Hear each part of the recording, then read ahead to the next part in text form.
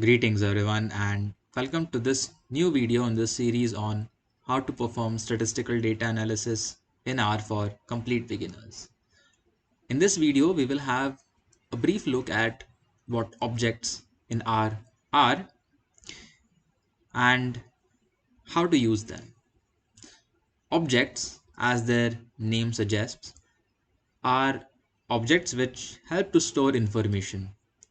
That information can be in any form. It can be in the form of vectors, matrices, data sets, your data.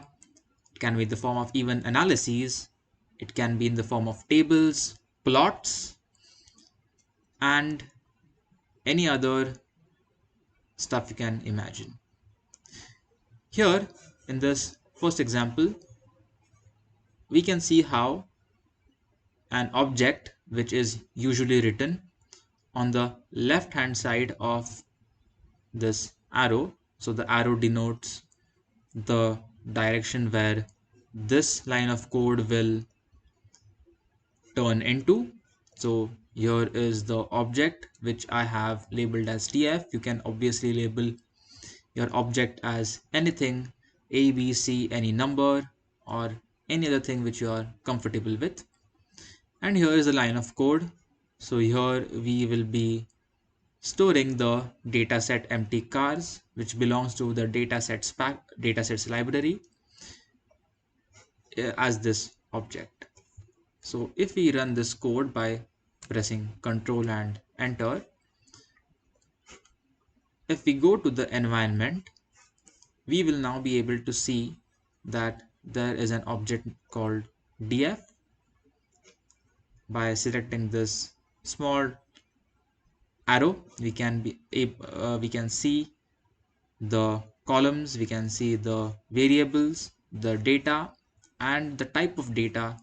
Here all the data is numerical. So if we had factors or ordinal data, we would be able to see factors or other labels for the data. We can also directly go to this option right here, which enables us to directly view our data set in a nice tabular format.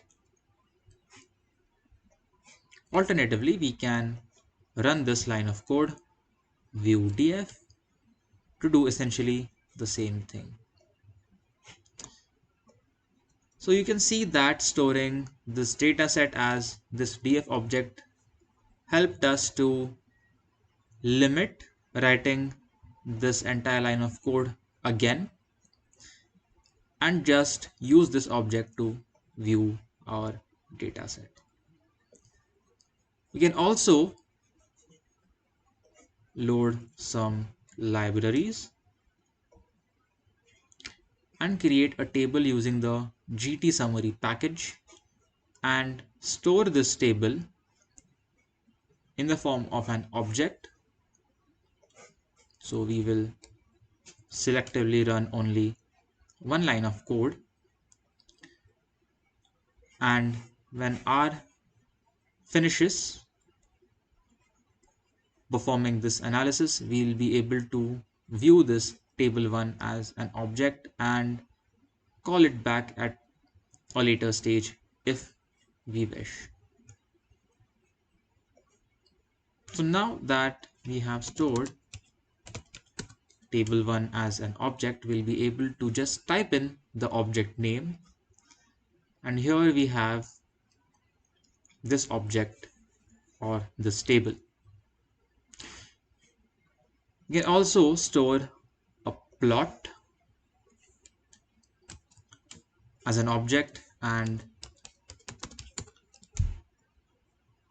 view the plot and use this plot in other analyses or functions. We can also store an analysis or a model as an object. So here we are performing linear regression on the empty cars data set, and note that we have easily used this df object, which is essentially our data set empty cars, and use this in this function.